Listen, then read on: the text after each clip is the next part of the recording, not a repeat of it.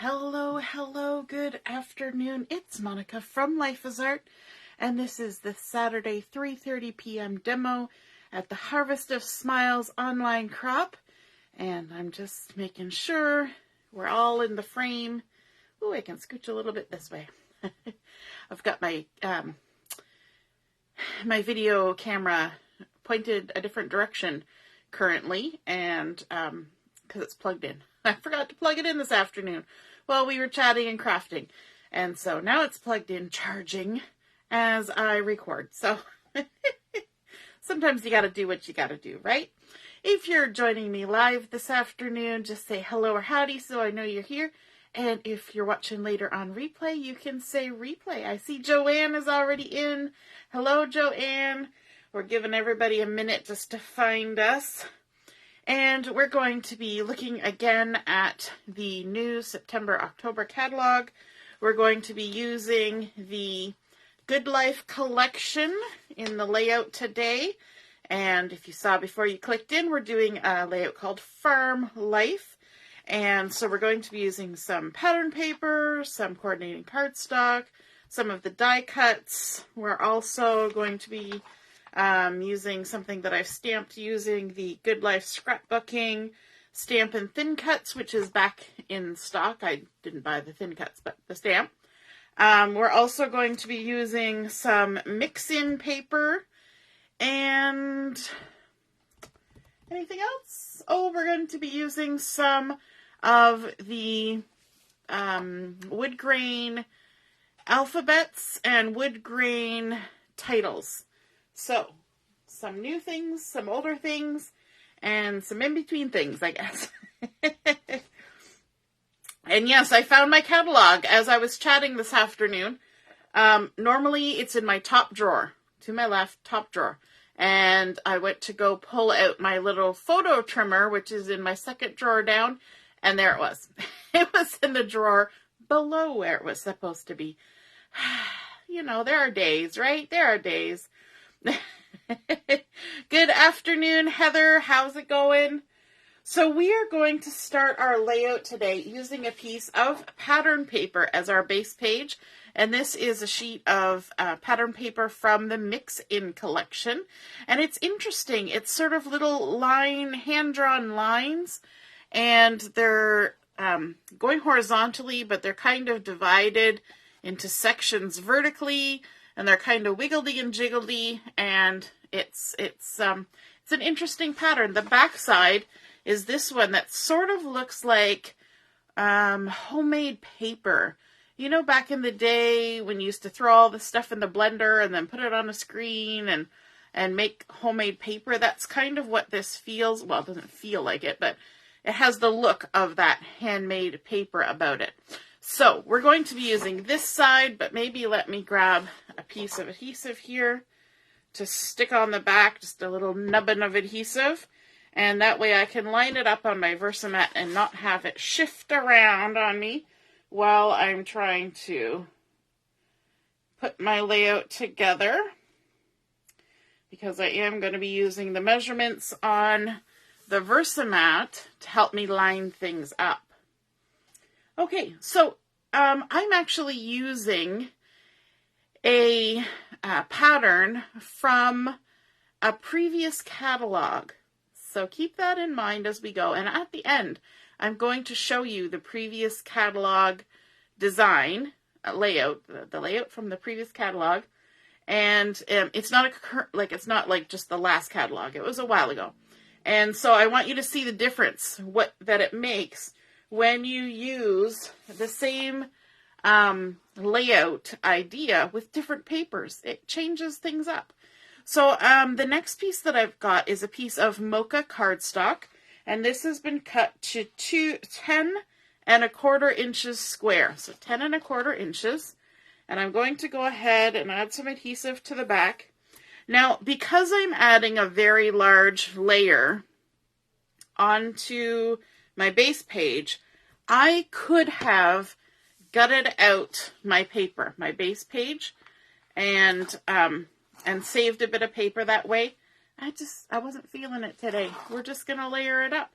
But you can totally do that and conserve your paper and do it that way. Now, we've got 10 1/4, which puts us at 7/8 of an inch in from the edges. So if I come up here, 7/8 of an inch from the bottom and 7/8 of an inch in from each side, that should put me right about there, like so. And then we're coming immediately in with another piece of cardstock. This is the French vanilla that coordinates with the collection, and it is 10 inches by 10 inches. And I'm going to go ahead and layer that up. So we're just going to have a smidgen of that Mocha showing around the edge. So again, that's another opportunity that I could have gutted out the center of the Mocha cardstock, or cut a frame out of it, or die cut. Well, I couldn't die cut because it's too big. But I could have gutted out part of that Mocha, because again, it's going to get covered by this. So this is going to give us about 1/8 of an inch edge all the way around. So I'm just checking my centering here. And there we go.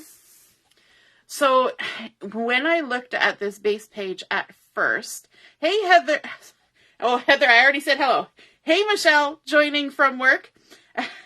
When I looked at this base page at first, my eyes do that dancey thing when you've got a weird pattern. But once we've put these layers on top and it's just that frame around the edge, it tones down that pattern and makes it a little easier on the eyes, right? I don't know if anybody else has that happen, where when they're looking at certain patterns, their eyes just start to get the jitters, but that happens to me.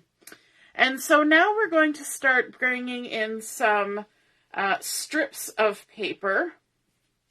And I'm going to kind of lay them here and tell you a little bit about them. So this is actually a zip strip from the collection. Let me see if I can grab one. And I trimmed it down. So let me see if I can find, here's one. This is what it looked like originally. So it's a fence, okay? And what I did was I went with my scissors, actually. I hand trimmed it. And I trimmed off the legs and the tops of the fence. So it just makes this interesting geometric border instead of having it look like a fence, okay?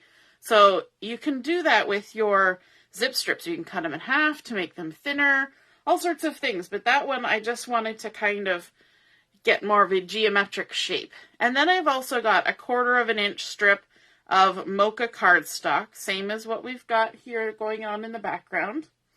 Then I've also got another zip strip, and this one is from The Good Life as well, and it's a nice one with the Harbour color, and it's just a grid. And then I brought in a piece of the pattern paper from the Good Life collection that's sort of Mocha, and it's got like a brushed wood grain type effect. But I wanted to create something that had a bit of an interesting edge. So I took my stamp set, the Design Elements. This is one of the things I said I didn't tell you about at the beginning. The Design Elements has this little strip of circles as one of the stamps. So there's a solid and an empty and a solid and an empty, which is great for an interesting design. You can make interesting patterns with it. You can make checklists, any kind of thing you could do with circles. But I decided that because I didn't have anything that would cut a scallop edge, I stamped that stamp repeatedly all along my strip of the pattern paper and created all the little circles along the length, and then I used that as my guide for trimming the scalloped edge with my scissors. And I did that beforehand because sometimes when you're trying to line up a stamp like that, it doesn't go well. And it just usually doesn't go well when one is on live video. So I thought, I better do this ahead of time. So I just inked up my stamp with the Mocha ink because I was stamping on Mocha, stamped all the way across, then trimmed the scallops. So we've got a bunch of strips going, and I also have a sticker from the sticker sheet that I'm going to bring in. So I want to get a few of these down, and then I'll add the sticker, and then we'll finish building with these strips.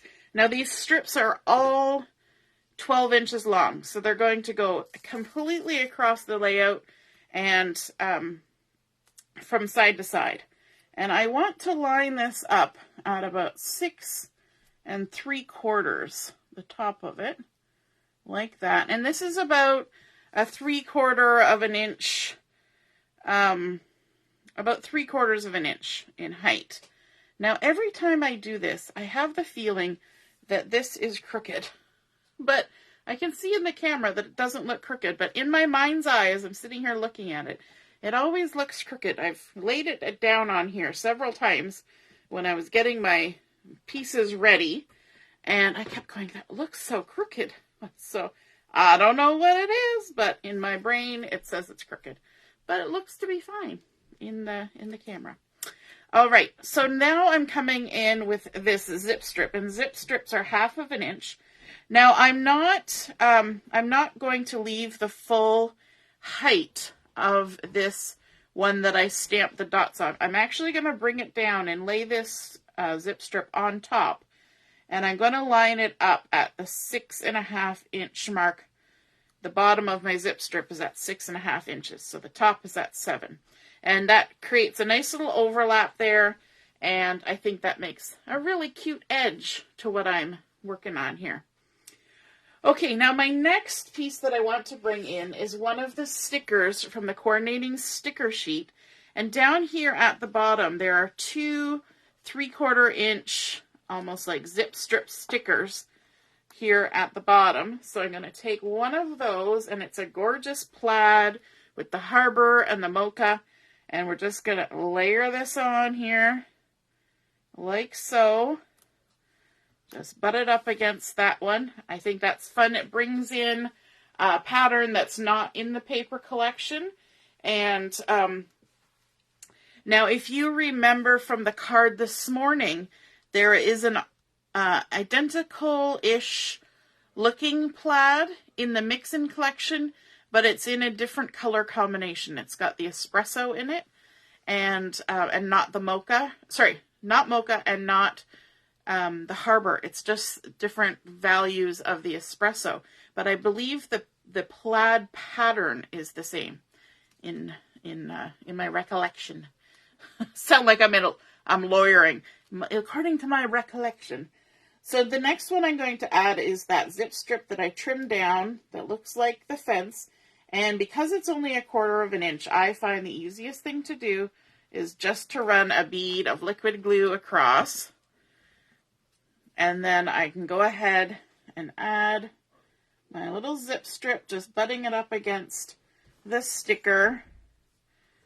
I think it's kind of cool because we know in our mind that this is a fence, but it's such a small scale compared to even that plaid. It's a smaller scale. And then these little grids are even a smaller scale yet, and then the dots are a bigger scale again. So I like that we're going different strengths of color, different scales of pattern, and then we're going to something really dark, and it's just a solid strip. There's no pattern to it. And it kind of mirrors the edge of the border that was created by layering up the cardstocks on top of our base page. So we're going to stick that all the way across. And I find when you put something dark like this in a collection of strips, it kind of grounds everything, gives it a weightier feel. It doesn't just seem to be floating on the page when you add something that's got either a really dark pattern or a really dark color. And so there we go. So even though that's at the top of our set of strips, it's kind of anchoring. It's like an anchor. That's more than a grounding. It's an anchor. So there we go. We've got all of our strips on there. And then down here at the bottom, I'm going to be layering up a few things. So I've got some what looks like photo mats, and they are kind of going to be photo mats. The Harbour piece is 6 1/4 by 4 1/4, and then this one is 5 3/4 by 3 3/4. And I'm going to layer those two together. And I don't even think this is French vanilla. I think it's just white daisy, but that's okay. Even though we've got French vanilla going on in the background. Totally fine. And we're going to just layer these up. Now I said these are kind of like photo mats, and you'll see why I say kind of like photo mats in a minute. Now I'm going to also add some adhesive on here, and I'm going to avoid putting it on the left side, and there's a reason for that. It's because we're going to tuck something under there. So let's get this going. And I want to kind of center it from top to bottom, in between the bottom edge and the scallop. And line it up like that. And then I'm bringing in a strip of the pattern paper. So this isn't a zip strip. This is just pattern paper, but it's that lovely tin stripey goodness.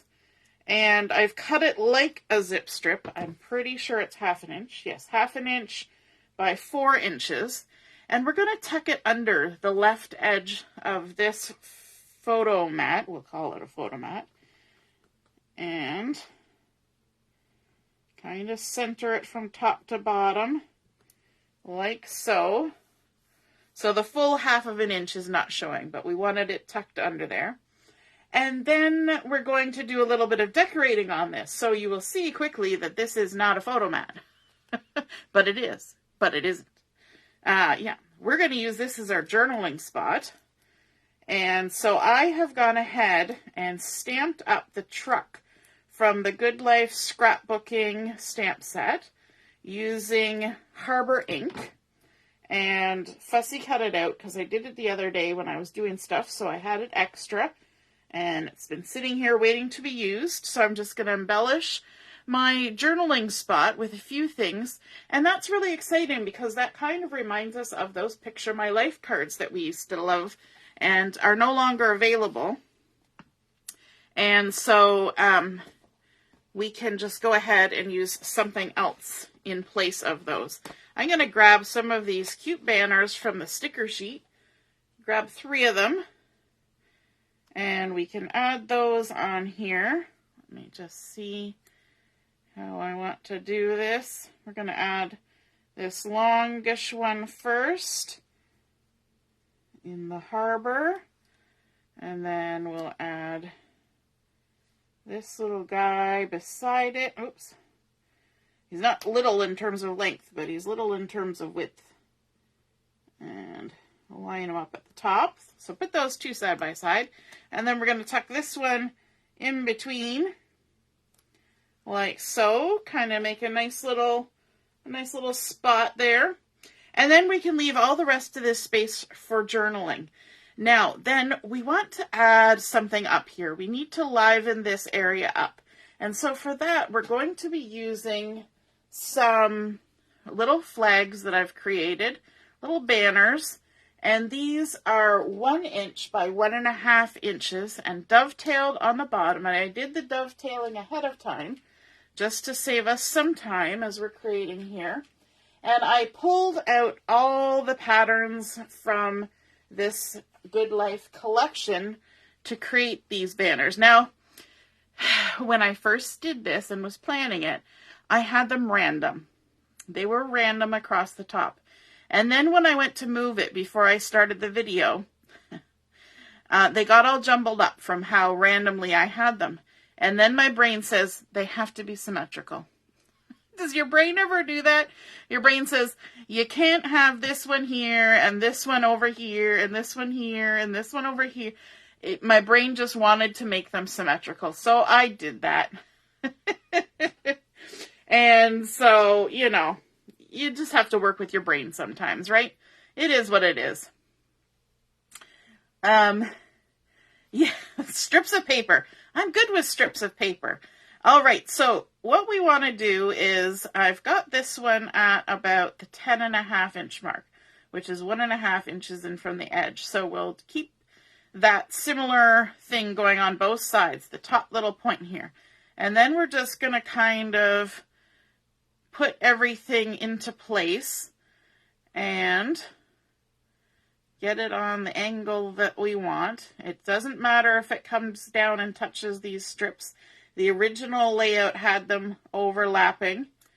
And it's quite possible, actually, that I did this layout originally the way it was in the catalog. So that will be interesting to go back and look and see. And now that I've got them kind of laid out there, I can go ahead, get my glue down to the end, go ahead and stick these on. And I'm only going to put glue at the top of each of the banners so that the little tails can have whatever kind of lift they're going to have when they're in the, the page protector. Because we do like our memory protectors. And so it's going to go in there. And in fact, it's going to go in there while we're chatting. So you're going to see something coming up here in a minute. A reason why we need to stick it right in the page protector. Sometimes I get layouts done and they go in a bin and they don't necessarily get in a protector right away. But today, it's going to be a little bit different kind of day. All right, let's just keep adding all the way across, creating a nice little curve. If you're a little bit worried about whether your curve looks good or not, you could always get something that has an arch or a rounded edge and put it in the center just to make sure. But I think we're doing okay here. The good thing about liquid glue is you have a minute to kind of adjust. It's not perma set right at the very start. You got a minute to play. And my glue is running out, so every time I pick it up, I have to wait for it to run down to the end. It's like using the mustard. Sometimes you gotta whack it. Get it to go where you want it to go. There we go. One more. So again, these were 1 inch by 1.5 inches. So 1 inch wide, 1.5 inch long. And all I did was I pulled everything out of my bag that came in the collection, because I keep everything in the plastic zippy bag that it comes in. And I found all the little bits, and I just used all the little bits to create these. I didn't cut any big pieces. I just used all the little bits. Yes, the colors in this are fantastic, aren't they, Michelle? So then we've also got some embellishments, and one of the embellishments from the die cuts is this beautiful windmill in the wood grain, and so I thought I would use that on this layout. And I went and stood my glue up.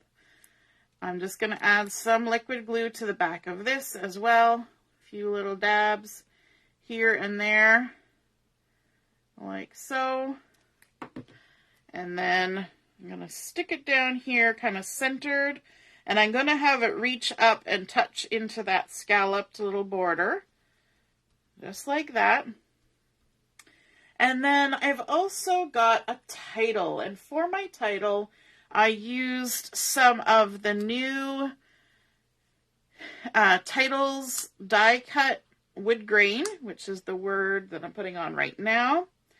And then I also used some of the now retired, but possibly still available, alphabet die cut letters in the wood grain.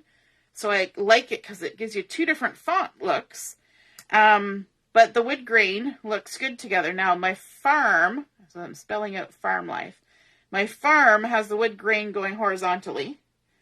And the word life has the wood grain going vertically. But, that's okay. But I want to kind of get it sort of centered on here. And I like that it's kind of centered on these two wider strips in the center. That's looking pretty good. I'll move it just a little bit more that way. I'm eyeballing. And for this, I'm going to need my tweezers. Where did I put my tweezers? There they are. And for these first 4 letters, I'm going to do the trick where I put some adhesive on my hand and then pick them up and tap, tap, tap. And because I have this little grid here at the bottom, I'm going to use the lines on the grid to line up my letters. I always have trouble lining up alphabet letters, whether they're stamped or die cuts or acrylics. And so I either make them wonky on purpose or I make sure that there's something underneath them that gives me a line to work from. Just, you know yourself, and, you can work smarter, not harder, right? I like that there's a little bit of tilt to these letters as well. Kind of gives it a nice little style. There we go. And then the word life here, we can just go ahead and use the glue on there. Those are wide enough letters. There we go. L. And it's always good to put letters down if they're not stickers. Put letters down and check them out before you stick them down. Because nothing worse than starting and then finding out you're off by an inch. And then you gotta try to peel them up or just be like, put an embellishment. Yep. Sometimes you can correct that with a little embellishment. If I had started too far over, then I could put an embellishment there to kind of fill in the gap. Totally acceptable. Nobody needs to know, right? You didn't hear that from me. But yes, I've done it many a time. So there we go. And let me see now. I'm trying to decide if I'm adding, I did pull out a couple extra embellishments. I'm not even sure where I put them now. Oh, they're on top of my ink. I also got out a couple of these stars, which are nice. They're kind of like a country-ish detail, but I'm not sure that I want them. So let me know what you think. I could add a couple stars like this on either side of the farm life. They're not the same size, so there's one that's bigger and one that's a little bit smaller, slightly different look. And so what do you think? Should I add the extra stars? Should I, tuck them down there, or should I just leave them off? Let me bring in the photos so you can see what photos are going on here. And yes, there are going to be 2 photos on this page, and these photos are pictures of an old combine that my brother purchased many years ago, and he restored it all and uses it for farm work. So there's one picture of it this way, and then there's one picture kind of from the back end and the opposite side. And one picture is better than the other. And so I didn't necessarily want to not have the second picture, but I prefer this picture. Mom says they take away from the windmill. Yeah, that's what I kind of thought. I think there's enough busy, embellishy things happening that the stars are not really necessary. I had thought so at first when I was considering a different title, but I'm thinking it's just too much. So, yeah. So I decided that I was going to use both of the photos and put them there like that. Now, you're saying in your head, how's that possible? How is this going to be accomplished? And the answer to that is with flip-flaps. So if you have never used flip-flaps, I know I've given them away as prizes during the crops, and a few people have said, oh, lovely, I don't know how to use them. So flip-flaps come in a bunch of different sizes. These are 4x6, and you can see here that mine is kind of got a horizontal stripe down the side, And these ones have ones that go across the short end. And when you get a package of these, you get 12 in the pack, and there'll be 6 that are horizontal and 6 that are vertical, depending on the size. Obviously, if it's a square, like a 3x3 or a 4x4, you're not getting 2 different things because there's just one side. But what you do is you take your flip flap and you look at the side that has the attached white strip. And what you're going to do is you're going to put your photo in like this.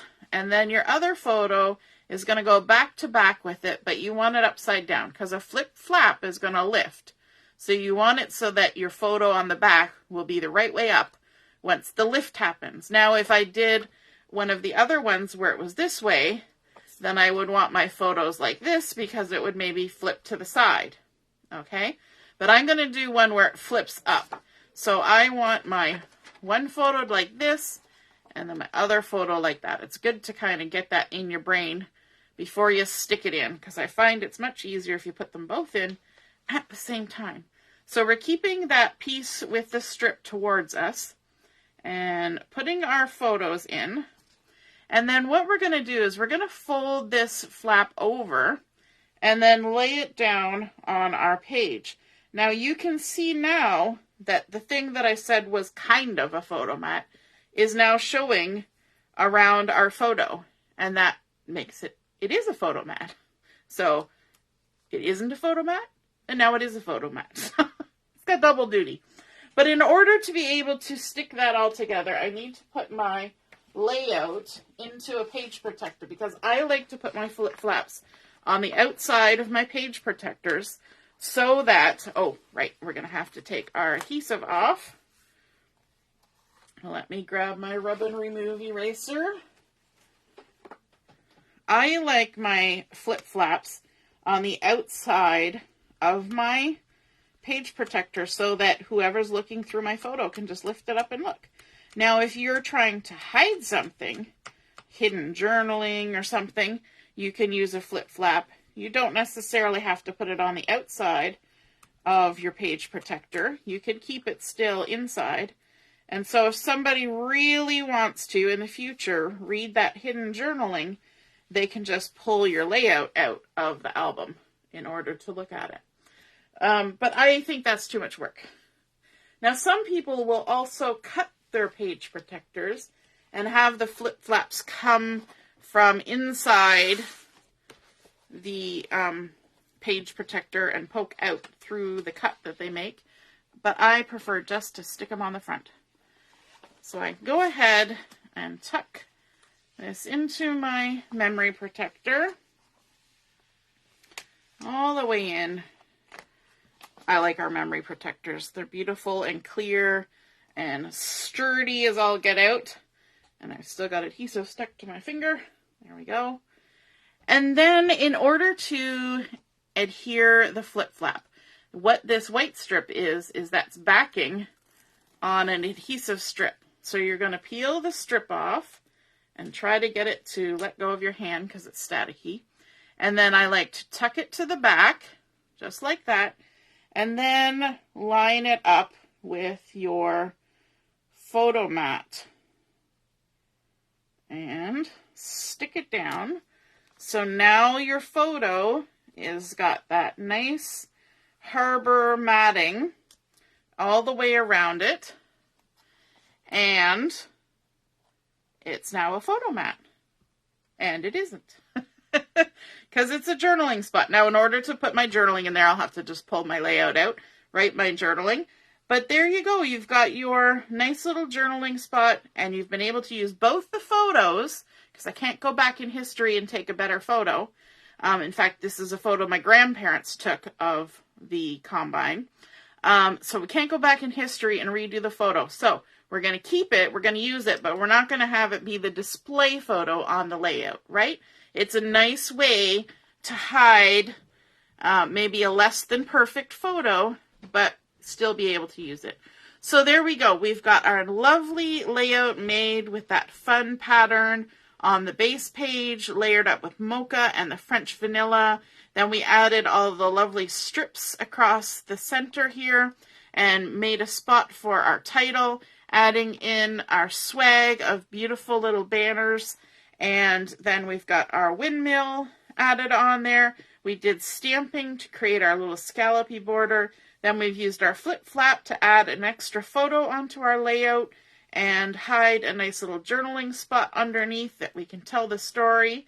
And let me bring in the catalog that shows the original layout that this is from.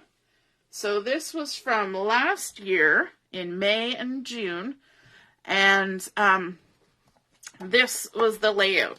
It was using papers from the mix-ins and the fresh paint and all sorts of good things. And so now you can see how just by changing up the paper collection, it gives a completely different look to a layout, doesn't it? This looks very mature and country and rustic, and this one looks bright and young and sort of modern looking. So I would encourage you to keep track of your catalogs. I know they're there just so you can buy stuff, but they are full of brilliant artwork and you can use them again and again. So you don't necessarily have to keep the whole catalog, right? But go through, and if you find photos and cards and layouts that you love, either snap a picture of them and keep them digitally online, or just rip the page out that you like, right? You don't necessarily have to keep the whole catalog. I don't always keep my whole catalog, but they are a great resource for patterns and a jumping off point for creating a layout of your own. And of course, mixed with the technique that I always like to show you of how to make your ruler to measure it all by, that gives you a wonderful way of creating a lot of fun pages for your scrapbook. So I hope you guys love seeing this one come together, the farm life featuring the good life, and are inspired to create a layout like this of your own. And if you do, snap a photo, put it in the comments, and I would love to see what you make. All right, have a wonderful rest of the afternoon, and we will see you at 7 o'clock for Chat and Craft. Toodaloo, bye.